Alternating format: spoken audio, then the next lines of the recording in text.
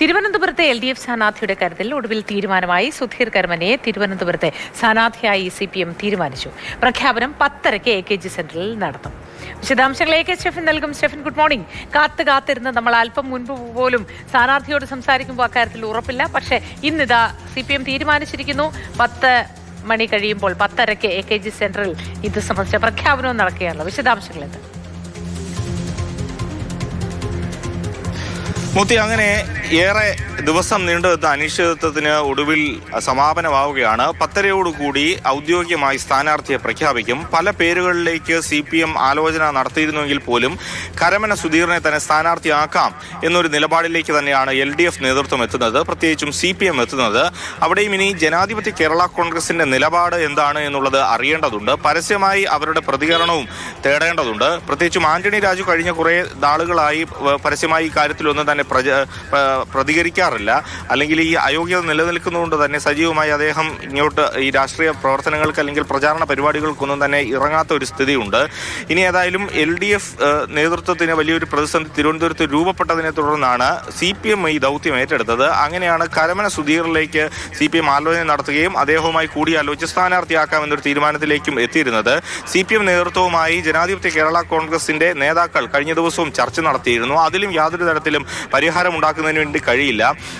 ഇനി ഏതായാലും കൂടുതൽ ദിവസം മുന്നോട്ട് പോയി കഴിഞ്ഞാൽ തിരഞ്ഞെടുപ്പിൽ പ്രചാരണത്തിൽ വലിയ തിരിച്ചടി ഉണ്ടാകുമെന്നുള്ളതും CPM കണക്കൂട്ടുന്നു. അതുകൊണ്ട് തന്നെ എത്രയും പെട്ടെന്ന് സ്ഥാനാർത്ഥിയെ പ്രഖ്യാപിക്കുക എന്നതാണ് CPM ഇപ്പോൾ നീക്കമിടുന്നത്.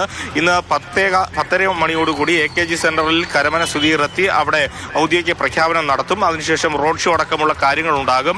അങ്ങനെയാണ് പ്രചാരണത്തിൽ ഒന്ന് മുന്നിട്ടിറങ്ങാൻ ഇപ്പോൾ CPM നീക്കമിടുന്നത്. നമ്മൾ മനസ്സിലാക്കുന്നതനുസരിച്ച് പൊതു സ്വതന്ത്രൻ എന്ന തരത്തിലായിരിക്കും കരമന സുധീർ മത്സരിക്കുക. അദ്ദേഹം പാർട്ടി അനുഭാവിയും ഏറെ നാളായി CPM-മായി അടുത്ത ബന്ധം പുലർത്തുന്ന ആളൊക്കെ ആണെങ്കിൽ പോലും ജനാധിപത്യ കേരള കോൺഗ്രസിന്റെ ഒരു സിറ്റിംഗ് സീറ്റാണ്. അവിടെ ഏതായാലും പാർട്ടി ചിഹ്നത്തിൽ മത്സരിപ്പിക്കേണ്ടതില്ല എന്നൊരു തീരുമാനത്തിലേക്കും CPM എത്തുന്നു എന്നുള്ളതാണ് നമുക്ക് ഈ ഘട്ടത്തിൽ മനസ്സിലാക്കാൻ കഴിയുന്നത്. അങ്ങനെയെങ്കിൽ പൊതു സ്വതന്ത്രനായി തിരുവനന്തപുരത്ത് സുധീർ കരമന മത്സരിക്കും. സ്റ്റെഫൻ, മറ്റേതെങ്കിലും പേരുകൾ ഈ സ്ഥാനത്തേക്ക് ഉയർന്നു വന്നിരുന്നോ തുടക്കം മുതൽ?